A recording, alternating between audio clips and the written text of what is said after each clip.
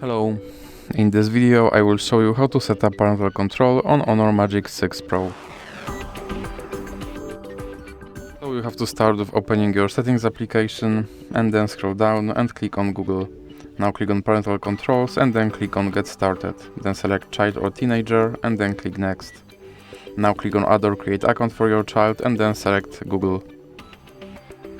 Now you have to enter your child email address and then click next.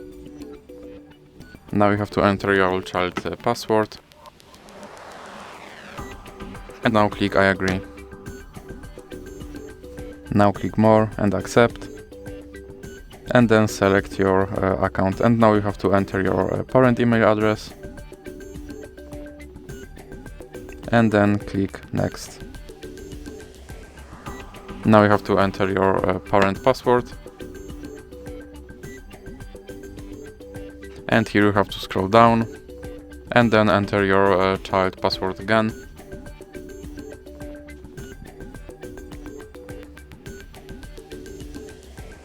Now you can click close and then click next, and as you can see, my parental controls are now enabled. So that's it for this video. If you liked it, please remember to leave like and subscribe.